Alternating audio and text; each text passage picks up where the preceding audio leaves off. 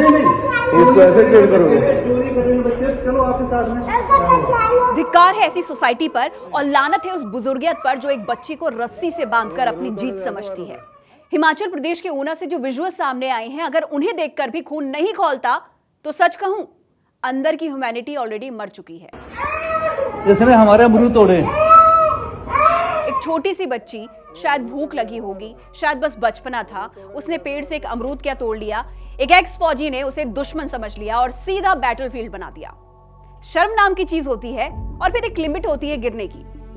यहां पर दोनों क्रॉस हो चुकी हैं और वो भी सिर्फ एक अमरूद के लिए एक माइनर को सीढ़ियों से बांधकर जानवर की तरह पीटना। सीरियसली, ये ह्यूमैनिटी है या किसी अंधेरे का नंगा नाच? सोचो बच्ची कैसे रो रही होगी, कैसे हाथ जोड़ रही होगी और कैसे डर के मारे कांप रही होगी। और सामने खड़ा वो शख्स, वो आदमी जिसे कभी देश की रक्षा की जिम्मेदारी दी गई थी, उसका दिल बिल्कुल नहीं पिघला। सुनो एक्स फौजी साहब, यूनिफॉर्म उतारी है लेकिन लगता है ह्यूमैनिटी भी कहीं रास्ते पर छोड़ आए हो। एक बच्ची को बांधकर मारना कोई ब्रेवरी नहीं होती, ये सीधा सीधा कोविडिस का सर्टिफिकेट होता है। ये अमरूद तोड़े तो ऐसे मारोगे? अमरूद तोड़ोगे तो ऐसे मारोगे इसको? अच्छा।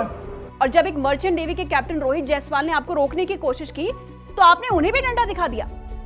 इतना ईगो, इतनी अकड़।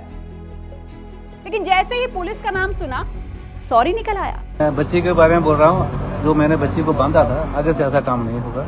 वो मैं उस बात को दुख मना रहा हूँ कि नहीं करना चाहिए। वो सॉरी नहीं था, वो आपका डर था। आपने जो निशान उस बच्ची के शरीर और उसके दिमाग पर छोड़े हैं, वो किसी अपॉलॉजी से इरेज नहीं होंगे।